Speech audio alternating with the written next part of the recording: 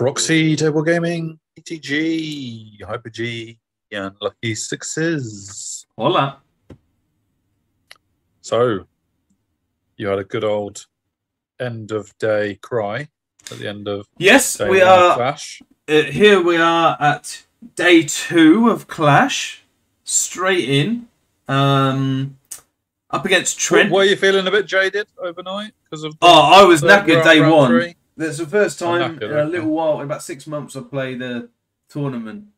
And you forget how much 3 games in one day does to you, man. Yeah. But yeah, so it was good to go out. But I was there was points when we were out where I was just like, you know what? Just letting someone talk to you. Yeah, I am knackered. But we go out. We did, and actually spent a lot of time with Trent in Rock Bar or whatever it was called. I can't remember. Oh, right, okay. But it was a jam-packed place in Cardiff City. Right. Town City. City.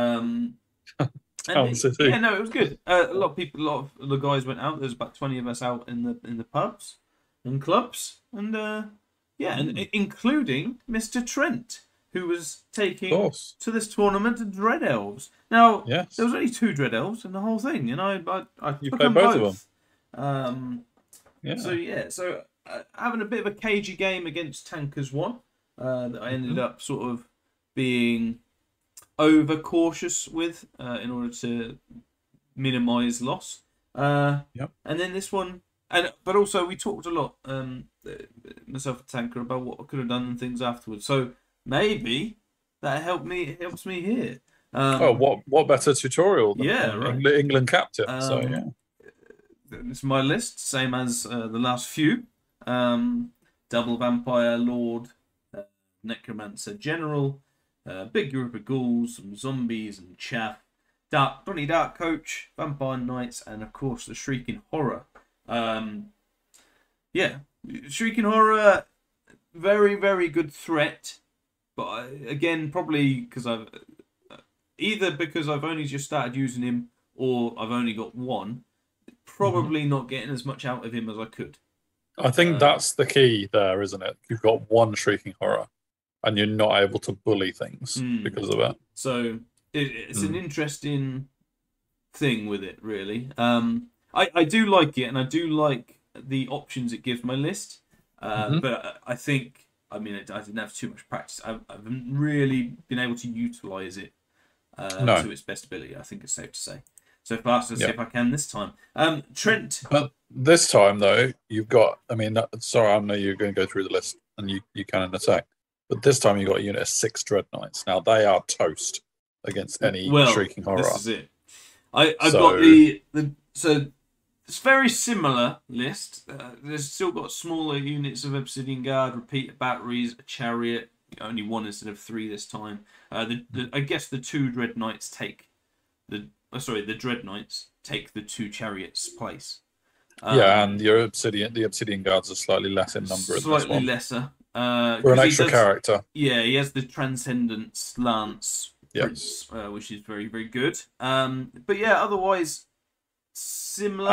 Actually, that is exactly the same, actually, isn't it? The Dread Knights are the 2 chariots, and the extra character is your additional Obsidian Guard. Yeah. And apart from that, a few tweaks here and there. Very similar in terms of that. He's using Cosmo and Alchemy rather than Evocation and Alchemy, which is big and actually leads to a mistake from me, which I'll go to in deployment. Based on some of the stuff I had with Tanker, so it kind of worked a little bit against me, but not too much. But I think would have allowed me more of a thing in the battle. But I won't give too much away. Sure. Marching Columns and Spoils of War. Marching Columns is very good day after the clubs and the pubs. The hangover deployment. That's very kind. Although I must admit, I was worse off on the Saturday morning than I was the Sunday. I took it relatively easy actually on the Saturday night, so this wasn't too bad for me. And this is our deployment. I like that battle map. It's a great battle mat, and it's a great army, Trent's army. It's not your traditional fantasy army, but it looks amazing. He's done a very, very good job with the theme and things like that. I quite like the spaceship type thing he's done with it. But yes, so for me, so it was marching columns, and we did 1, 2, 3. I think I dropped. Oh no, he dropped to go first because and he's gone first in this picture. He's gone first in this picture.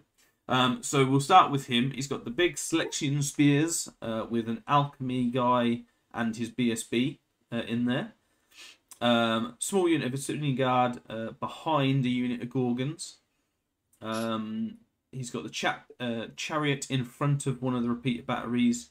The Dread Knights in between a second repeater battery. His what they're called, fast cav in front.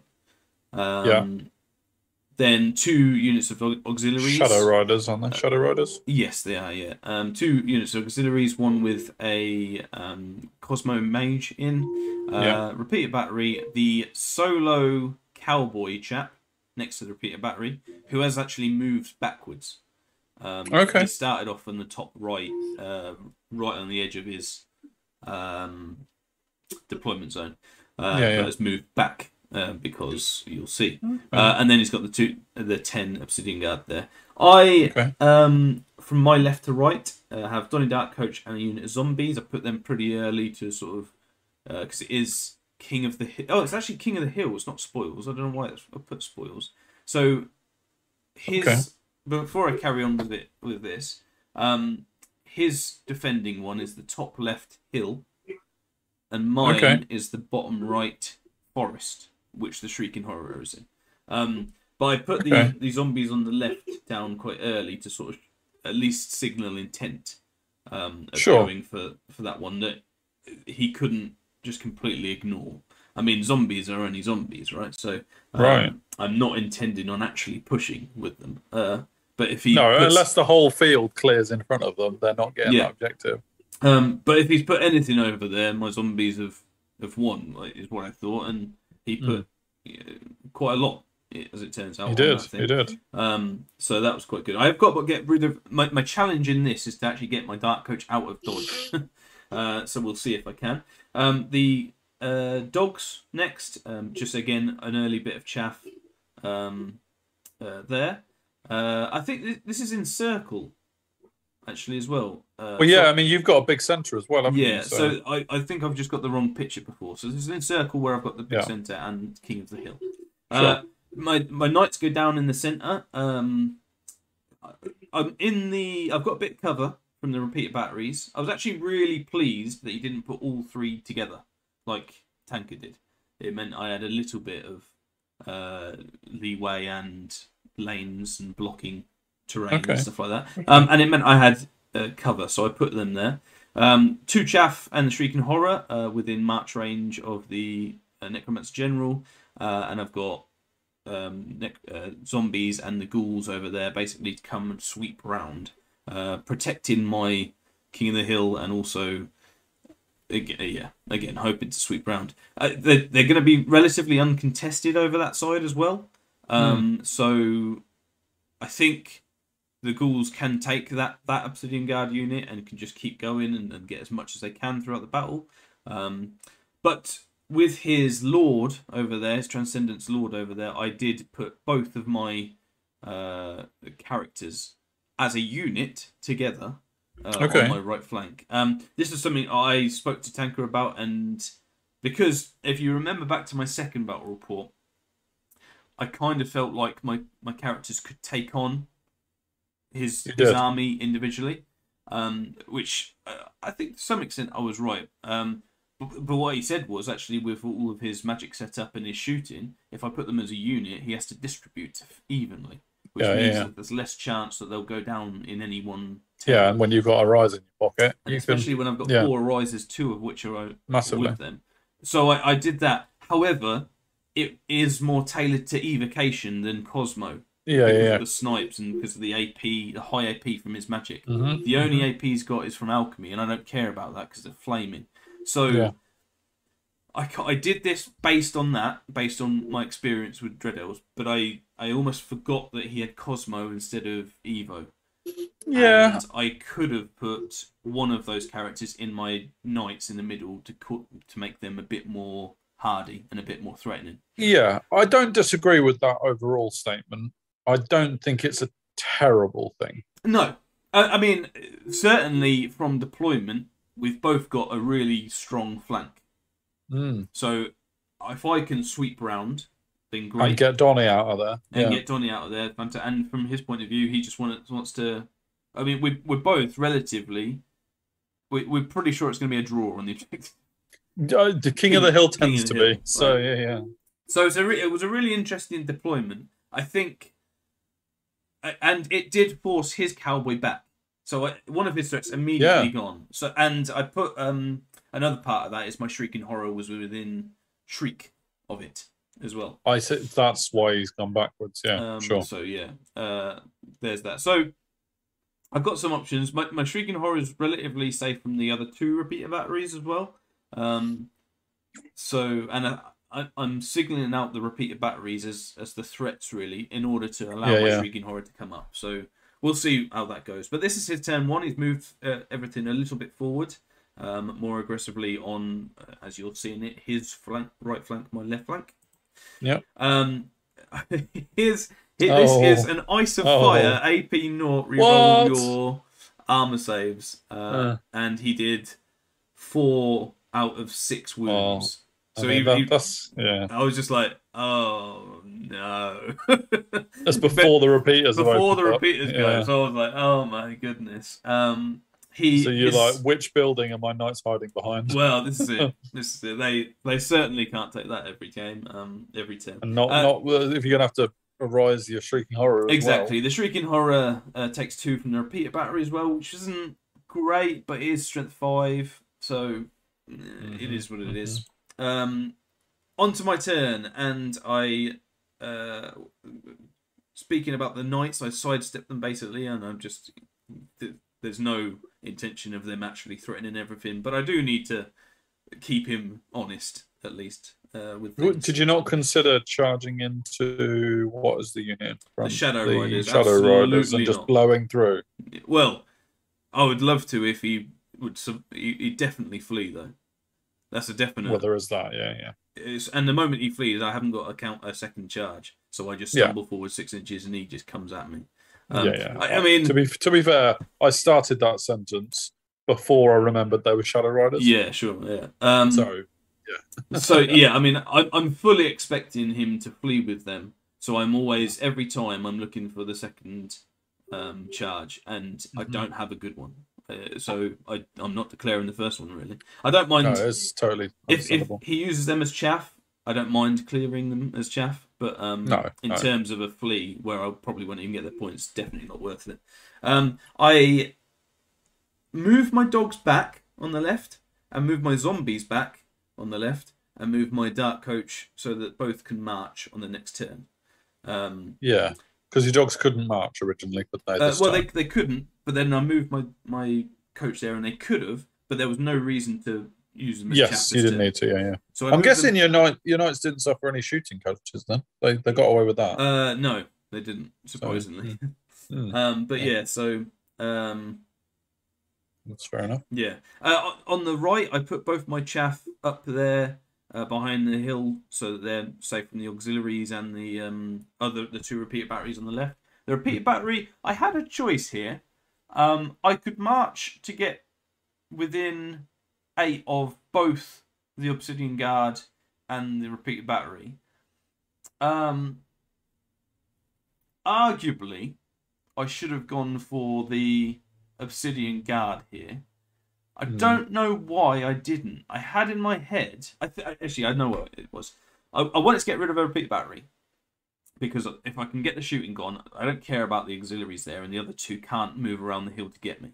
So I'm happy enough taking ship damage from the auxiliaries because they're wounding me on 6s. I know the Obsidian Guard are on 4, strength 4. So in my head, they're wounding me on 6s, which you and I now both know, talking about it, is complete bollocks.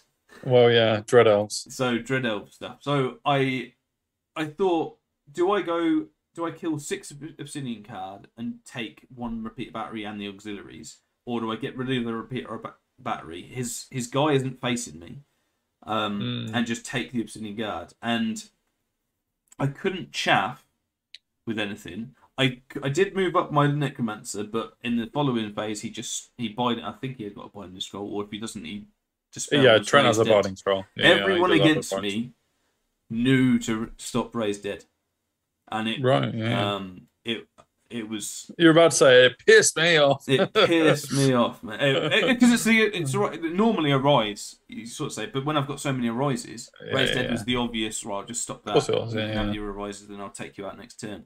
So, because that. Can I offer a third option? What was the third option? In my opinion, and I'm not saying it's the right opinion, but I think I would have stuck your Shrieking Horror behind your 2 characters and bided your time for 1 turn.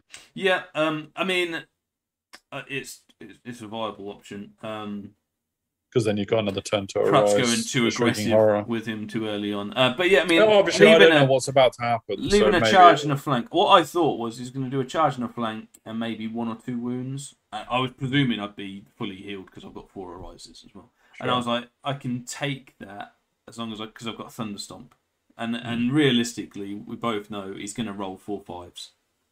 Yeah, he's got 15 attacks or something. So I didn't think he was going to be as potent. I didn't do the maths right.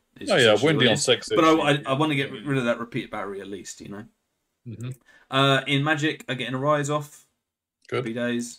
I with my 5 shots kill off the that is good battery, so that's good. And I think I mean, and everyone I do kills him. So shame the Transcendence didn't panic. Yes, he did, and he did have the roll, but didn't panic. So I mean, that could have been for his points as well. So that would have been amazing, yeah. But unfortunately, he passes.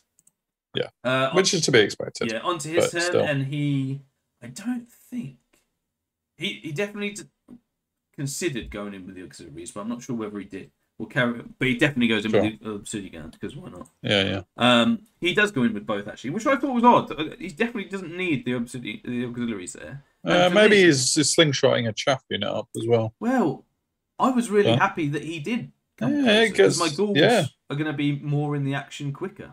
At that point. Yeah. So yeah, between magic and shooting, he takes another 4 wounds off my 1 up armor save chaps.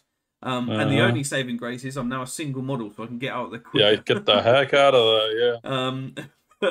God, that was brutal, man. That was brutal. Over here, the expected happens. And annoyingly, this is a second mistake I made because they were a unit. It's very small arc, so they're only just in with these guys. There's no reason why I couldn't have just put them more centrally. Sure. Facing more centrally. But it was actually really close. And I nearly made a real fatal error there. Okay. And I was really annoyed at myself when we got to this point and I saw my unit. I was like, it's so close. Luckily, I think I did see him. But as you can see, the auxiliaries are out. So he flees when I charge, and then I don't have a counter charge, a second charge. Right. So I see. That's why I was so annoyed with it. I couldn't believe that I'd left that because there's no reason whatsoever. He would have fled with both, but that pissed me off again. Yeah. No, I can see that. So I declare a long charge on his auxiliaries, and with my lords not being able to counter charge into them, he accepts it. I need a 10. I mean, if I get it, it's great, but it's a long charge. And I get it. I was going to say, usually for a 10, that's like guaranteed success for you, surely. But because you lost your last battle, you were like, you're wavering a bit.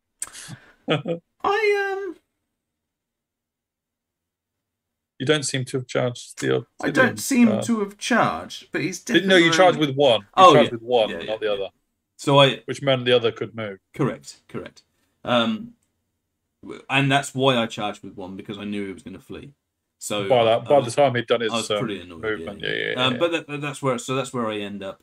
Well, in that case, charging with only one is the right play, because you countered. I've at least got a bit of movement with another one. With his Transcendence Lord looking that way, I know he's going to run away and it's going to be a bit of cat and mouse, but at least he can't countercharge me. So I've got things there. I'm not flying, so he can chaff me, and I couldn't think of a way. I didn't quite have enough movement to get around so that he couldn't chaff me, because he could just go Congo as well, right? With those obsidian gun if they pass. Well, indeed. Although they do re-roll there. No, it's panic tested re-rolls. But the ghouls getting in is super good, super nice, and I'm 7 wide as well. It's something I've done all tournament. I've gone 7 wide instead of 8, so I've got all my ranks and everything. So happy days. Zombies come up. They're really safe and just want to be on that hill within 12 of everything important, and also my necromancer is within 6 of the vampire knight, so that I can get the gates of the netherworld, an extra pit of rays. My zombies go like this, and move. Is that just a bit further for them to go? I'm coaxing his unit. If his spears with his BSB and his alchemy lord go all the way over there for the whole game, because it will take them a while. I think they need an 11 here to get in, so they might take it. Really, he can't take an 11 charge. He may as well move up 10 and be closer next time. I'm kind of thinking, I'm happy to take that zombie unit and lose the zombie unit if that's what it means. He puts his obsidian guard that way, but we both know they're not going to stay with the spears for long. I chaff his Gorgons, who came right up to me. I think that was after I took the picture. Because I know that the Dark Coach can take Gorgons. Not sure the Dark Coach can take the whole world charging afterwards, but we will see. So my dogs go just to chaff, and it is what it is elsewhere. I get 2... this is a Rise and Gates of the Netherworld, so happy days. Great. And another 8 zombies or something. My ghouls go straight through the auxiliaries and catch them. Good. Very nice. So I'm pretty happy with that situation. You got both your lords up there now. How have you managed that? Was one of them a failed charge then? Yeah, that's what we said. I charged one, and the other one moved around. So you must have moved like 6 inches with your failed charge then. It's with the lord that was there. Yeah. Okay. So yeah. So I'm really happy with the ghouls' position. There's not much counter charge into them, and they're going to cause some ruckus. Yeah, definitely. Yeah, not a lot that can stand in their way. He charges. I purposely left the side so that you didn't have any overrun into the Dark Coach. Yep. And this is state of play. He didn't take the charge with the zombies, just moved up to get them later. That's fine by my accounts. He moves everything up for counter charges. Moves his Shadow Riders up to bait me again. Although I do think he leaves quite a big gap in between.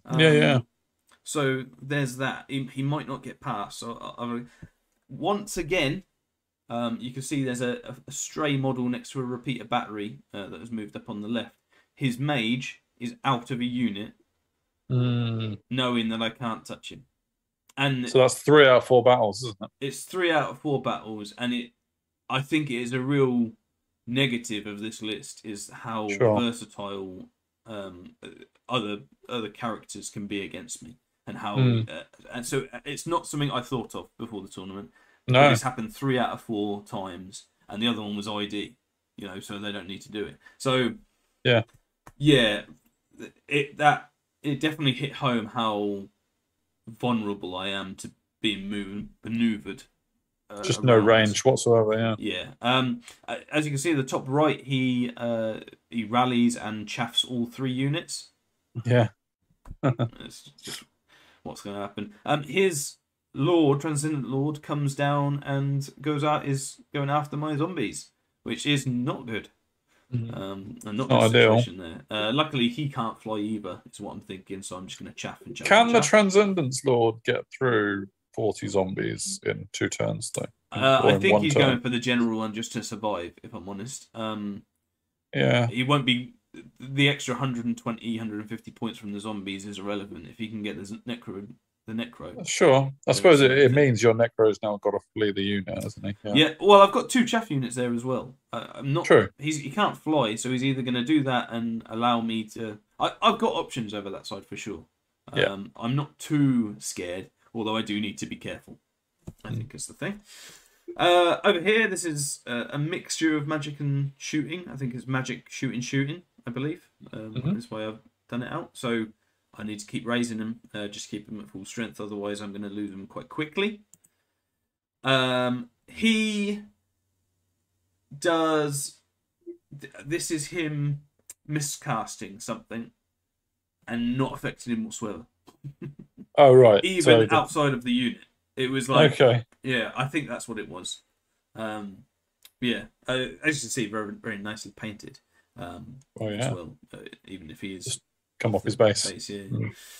Dogs die, Elves. Of course. And Gorgons just turn to face. I take the charge just with Killison in the flank. And the ghouls just to mop up. It's just again to slingshot the ghouls even further that way. Yeah, it gets you a few inches in that direction, doesn't it? I'm now thinking not only am I going to try and raise hell, so to speak, but this is my turn 2. I have a chance at King of the Hill. If I can get... This would be your turn 3, I think. Yes, correct. So there is a slight chance, if he's not careful, my ghouls keep going. Because he's advanced on that flank, hasn't he? Yeah, especially with now... I mean, I'll move 6-8 inches with my left corner, and then I'll slingshot foot past it with minimal counter charges and a repeater battery there to slingshot me even more. So I'm not necessarily thinking I'll get it, but I at least will threaten. Yeah, definitely. Is my plan. These guys go after the Shadow Riders, and they don't flee, which is very interesting to me. Especially, again, as I said, with the chaff. So I have a chance to now get rid of them, chaff his knights, and either charge my next turn or just get out of dodge. So I was surprised he didn't flee, because if he fled, at least I'd be closer to him, or he'd get away, sort of thing. So I was surprised at that move. But yeah, maybe he thinks his Shadow Rider is going to get in the way of his side if they flee. I think I remember him saying he did forget I had so much chaff. Sure. And these. That's because you put it behind a building. That's it. Gaming, right? Yeah. I declare another long charge into the side of his knights. I need a 10 again. But it's Swift Stride, and I'm looking at it and I'm going. I think I don't like the idea of a chariot and the Gorgons, but if they do, that's less Gorgons doing the AP10 stuff at me. Yeah. I mean, Dark Coaches are still tanky as hell, and if I get it, I get out of line of sight of both of these. Yeah, so, could you not charge? I don't know if it's for I'm looking at it. I can't really tell. Is it not possible to charge the flank of the Obsidian Guard? I couldn't quite get there. I don't think. Or possibly you couldn't see them actually. Yeah, I remember know you were something last. happening. You should have been able to see them. It might be that I'm out of arc. It might just be the angle. So the arc might. I'm pretty sure he was being quite good with them because he's put his PSP in them now as well. So there was something where I couldn't do that. I did check. No, that's fair enough. I'm trying to get him out of dodge. If I can get that, that's the best thing. Well, that'd be better than the Dreadnoughts. Yeah. So it was a bit of a. Come on, Donny, you can do it. Can he do it? Get a 10. That'd be amazing. Which would be amazing, right? So that was my thought process, at least. And oh my god, that's the dice I rolled. That's a 4, 6 and a 4. It's a 10, nice. Baby. Donny Dark Coach. Smashing it up. There's another. I said to him, I've got to take pictures of this just so that people know I didn't skill you. Yeah, it was all on the fluky dice. Absolutely. So yeah, I'm guessing your old extended chassis is leaving you right in front of the chariot. Well, as you can see, but I mean, I will have an overrun. Hopefully, you're going through them. Yeah. As long as I do 2 wounds, he won't be steadfast. That's my thought. Yes. That's all I'm thinking. And he's got great weapons, so he's only armor 3 up, I think. Oh, nice. Well, so that helps with my AP 2 for the most part. So yeah, I mean, right now I am, but if I can overrun, I'm out of line. I'm out of dodge, and it's. That centre's looking really good for me, actually. On the right, I move Killy Killison's brother, back to play cat and mouse for the rest of the game with his Transcendence Lord. I know he won't charge with my chaff, because if he does, I've got my Lord coming in. He will. This is my thought process. Whether I'm right or not is a thing. I don't think he'll charge my chaff. I think he has plenty of ways to get out of line of sight of everything, and I can't do much about that. But what I can do is constantly chaff and countercharge, and that's going to be my plan there with everything. Now that I don't have to use my big bats, my 18-inch movement on his knights, both of those bats will be used to try and Transcendence Lord. Just focus on that. Keep him honest. Keep him out of the game. Whether or not my lords can kill him, I think they can. If I charge them, I'm more sure I can. But I know he's got movement 18. I've got movement 16. So he's got the movement. But if he uses movement, he's out of the game. So I'm I think I have the advantage here. And he's got nothing backing him up. So. Yeah, I'm pretty pleased. You went with that over letting him have 2 turns of killing bats, 1 turn, 2 turns of killing zombies. Well, this way, I'm thinking as well, I don't lose chaff. Because if I lose chaff, so I could just let him have all my chaff for the rest of the game. In which case he gets about 400 points, maybe, including the zombies. Or I do this and I don't lose anything. No. Or if I do lose chaff, I'm up. Because I'll get his Transcendence. Because you'll get him back. It's my thought. Whether or not I will is another thing. But But yeah, so we'll see how that plays out. Really, on the left, my zombies they don't even wait for what's coming. I just say we'll just call it. Don't worry about it. Declare the charge. Every single zombies have a flag. But yeah. I'm feeling pretty good, actually. Yeah, it's looking all right, with that. Providing the Dread Knight... Yeah, there you go. Provided this happens. I'm going to go back. Oh, yes. Right, so... did the Obsidian Guard flee? Yes. So, we'll go back one. I mean, my Dark Coach doesn't get the 11 needed to get into the auxiliaries. No. But I'm not grumbling. No. However, his Obsidian Guard do not die to a man. Great. Which means they flee, and they flee from Killy, and they perfect. And I rolled a 6, which is what I needed, or whatever, 8 or something. What I needed to get into the auxiliaries. Just absolute luck. That's worked out beautifully. Yeah. Killison rolled like a 12 as well to move right up. Still within range of his repeat battery, although he can move. Although that can move, But yeah. Superb. It's looking even better, and I've got my slingshot that I needed. So there's nothing on that hill right now, and his spears have gone after my zombies. So this inadvertent slingshot long charges thing has just gone way in my favor, and everything's going my way. So I'm really interested to see how this goes, really, for the rest of it. Yeah, he's got a lot of his army just facing down a unit of zombies. Yeah. I win. I get a vampiric bonus to get another model back, and I move like this so that his Transcendence Lord can't come down here. Basically, that I think I leave a double 6 charge in their rear with a chariot. Okay. It is what it is. If he gets that, it's fair play. I reckon you still turn around and punk him. Quite possibly, but although he does have impact hits and strength 6. There is that. There is that. He takes the charge but fails, and then moves up like that. I don't know whether this is an overrun. No. That must be. into his turn. Yeah, his obsidian guard. So spears on the left, charge and kill the zombies. Don't worry about it. They're out of the game for the rest of the game. This is his turn 5, I believe. Moving slightly left, his obsidian guard have now got his BSB and his alchemy mage in. They are facing the back of the board. They're going to contest the ghouls if I go over that way. His chariot declares the 6/6 charge and doesn't get it. The Gorgons move up. I thought they would move up more, but I'm not sure whether they've got musician. Maybe I can't remember. Okay. Yeah. But yeah, they move up like so. In combat.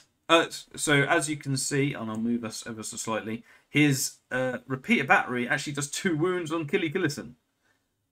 Ouch! Luckily I survived. Yeah, that's not great. I've got arises, so it's not too bad. But that was a bit interesting, if I'm honest. Gorgons can't take musicians. They can't take command. So that's probably why they're to do. Yeah. The ghouls win combat by a few. He rolls. He doesn't roll his leadership needed. He rolls 11 to run away, and I roll 11 to go after him. Oh boy, those ghouls are just having such fun. So, yeah, I mean they're 11 more inches. And you're 11 closer to the hill. Just crazy. Brilliant. Which is it's mad, really. Yeah. So that's where they are, and obviously they're looking quite good, and I'm very happy. In my magic phase in the next turn, so this is movement as well. I do the same. I do the same trick with transcendence. And that unit he's got at the top, they're an obsidian guard of like 6. They're dead, right? Yeah. Yeah, they're dead. I thought they were. I get both the rises off on my lord in the magic phase, which is great. It does mean I don't get any off on the knights, but they just run away. They're done for the game. I'm happy. I'm also thinking if anything comes towards the necro bunker, I'm going to chaff him with my other chaff unit. So it's good. I'm good. Dark Coach manages to get into a sweet spot as well. Really happy about that. Really sweet spot, yeah. And as we said, the spears are just in the bottom corner as they are. This is the Arises that's in about. And onto his turn. So he chaffs Donny Dark Coach with his Lord, his BSB Lord. Exarch, So I don't know the math on whether I should kill him. I've got 4 up Aegis. Yes, you should. As always. I think he has got something similar as well. But yeah, he's got an Aegis, yeah. There's that. He moves up. This must be his turn 5 then. I think so, yeah. I thought you called his 5 a bit early last turn. Yeah. He moves up to shoot my ghouls and does so with 5 wounds. They don't have any raises anywhere near him, so they've just got to survive. And makes him, because he's chaffed me, actually gives himself a chance to charge my ghouls in the last turn. So I've got to see what I can possibly do there. Yeah, sure. To be able to keep my ghouls safe, and then on my last turn get on that hill. It's tricky. It's tricky. Yeah, but in some ways it's like a bonus that you're even in that position, isn't it? It is for sure. Again, I'll move us up. His Transcendence Lord is just at the top now. He's baiting you to fail a charge on the bolt. Yes, he is. Although I still don't think he charged you. Yeah, I'm not sure on the agility. I think he might just be whoever charges goes first. I think as well. Oh, sure. Yeah. So maybe. But Transcendence isn't powered up, so isn't he only strength 4? He's only AP 3, I think. Yeah. So I suppose it's a lance, isn't it? So strength. Yeah, so it'd be strength 6. So he'll have 4 attacks, I think, and I'm res 5, so they're not guaranteed to all wound. I think he's hitting me on 3s, wounding me on 3s. Might be hitting me on 2s, I'm not sure. But yeah, so probably. Yeah. It might be 2s and 2s actually because of Red Elves again. Oh yeah, that's true. That's true. Yeah. So yeah, I did it again. But yeah, I mean, it really at this point it's all coming down to the ghouls. That's what it's all about. He's chaffed me with a BSB and intends to get the ghouls with a charge. Yeah. In my turn, I charged the repeater battery with my Lord, and I make it. I only needed a 4 or something, and I got it. And I'll be off the board, so that's him safe and him getting points, which is good. This is the best. We do a bit back and forth when we have a long chat about what I can physically do, because I've got the champion / musician guy, so I do this weird conga thing, and this is the best I can do to allow myself to get onto the hill. So you're facing left. Yeah, I could have got further away from his, giving him longer charges, but it would have meant I couldn't get onto the hill, which is the point. Yeah. So I can't remember what he needed. I think he needed a 7 with the Obsidian Guard and a 9 with the Chariot. Sure. And that was the doable. Best. That was the best I could do. In terms of giving a length. I think it was only 0.1 of them, millimeters, in which it would have been 1 extra for both. But that was the best I could do in order to get the objective. I'm guessing that Killy couldn't have chaffed the Chariot.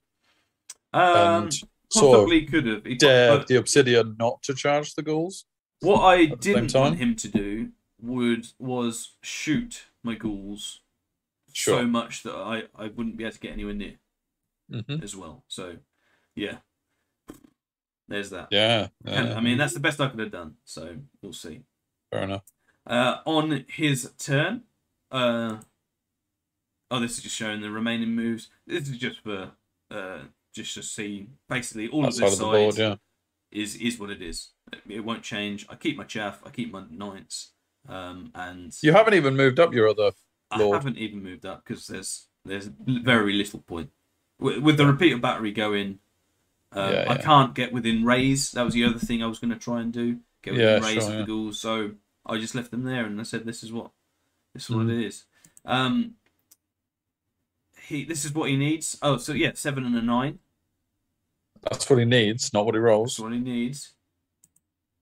And he rolls a 4 and a 7, baby. Oh, man. You've only gone and done him. Mate, I give him the biggest hug after this. And again, I said we got to capture the dice because they have failed a little bit of the luck, and he's not. Yeah, they have failed you.